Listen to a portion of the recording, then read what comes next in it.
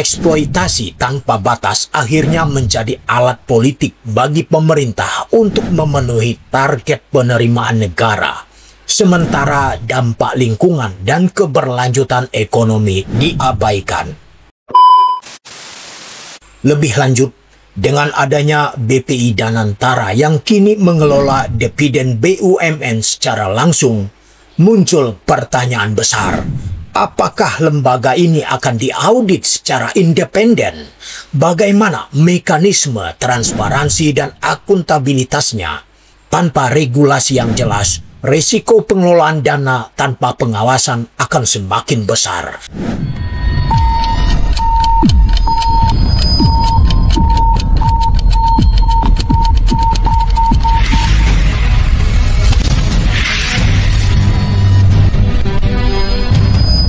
Assalamualaikum warahmatullahi wabarakatuh.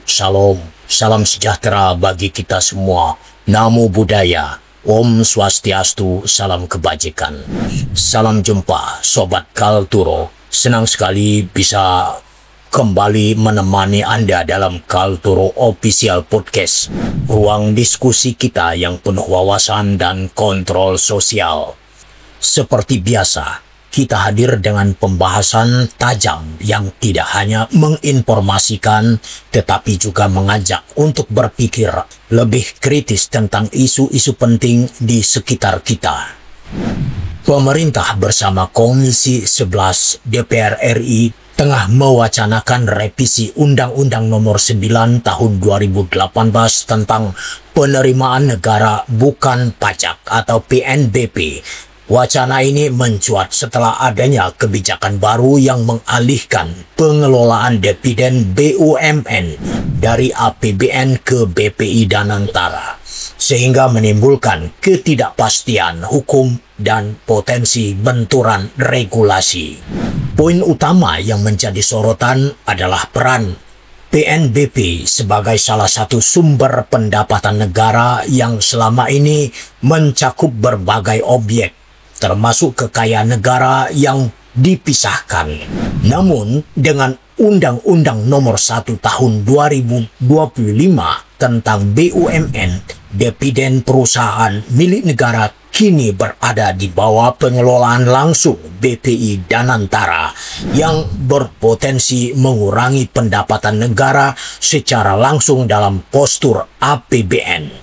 Keputusan ini menimbulkan ketidakpastian dalam pengelolaan keuangan negara karena dividen BUMN yang sebelumnya menjadi bagian dari APBN kini dikelola oleh lembaga negara yang belum memiliki regulasi kuat dalam pengelolaan dana besar seperti BPI Danantara. Hal ini memunculkan kekhawatiran di kalangan ekonom dan legislator.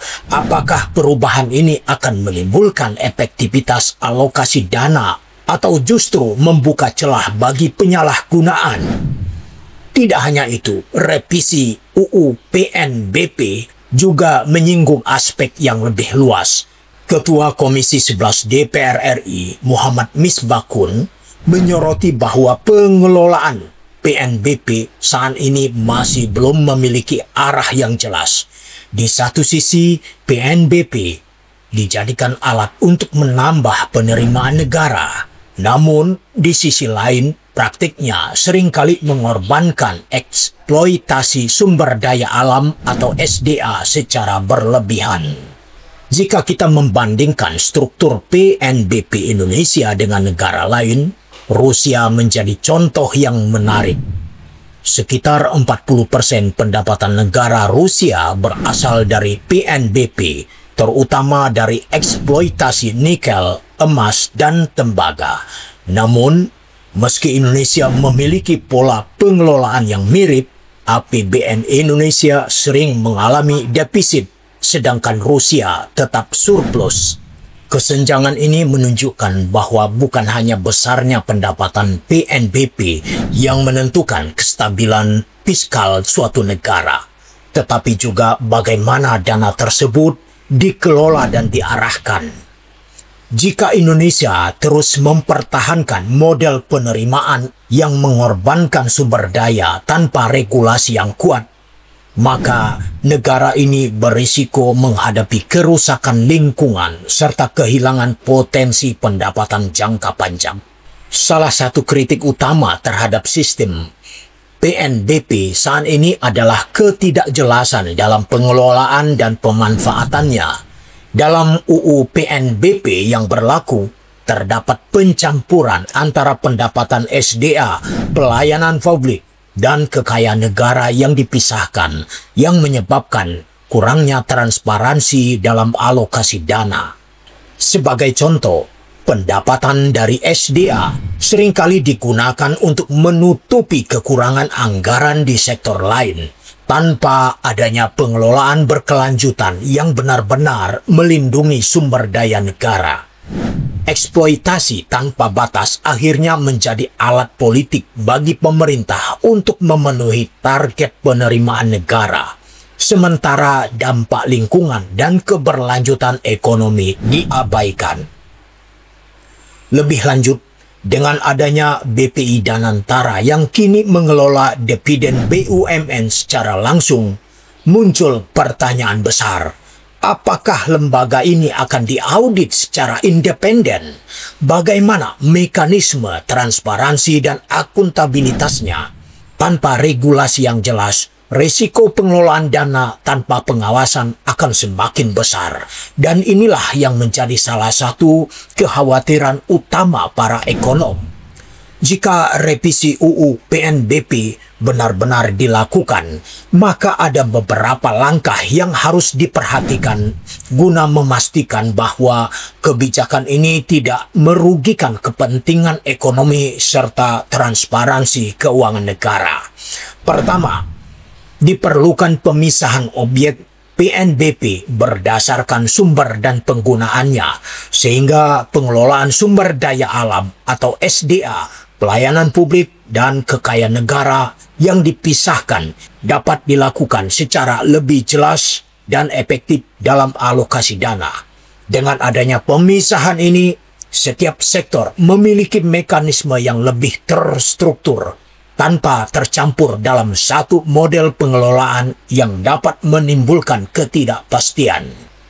Kedua, transparansi dan akuntabilitas dalam pengelolaan BPI Danantara juga menjadi hal yang harus diperhatikan.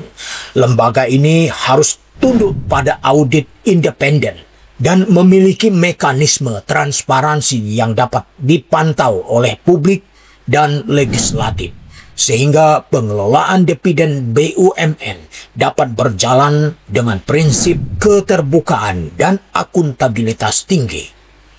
Ketiga, perlindungan terhadap SDA harus menjadi prioritas utama. Regulasi eksploitasi SDA perlu diperketat agar pendapatan dari PNBP tidak hanya berorientasi pada keuangan jangka pendek, tetapi juga memastikan keberlanjutan ekologi serta kesejahteraan masyarakat dalam jangka panjang.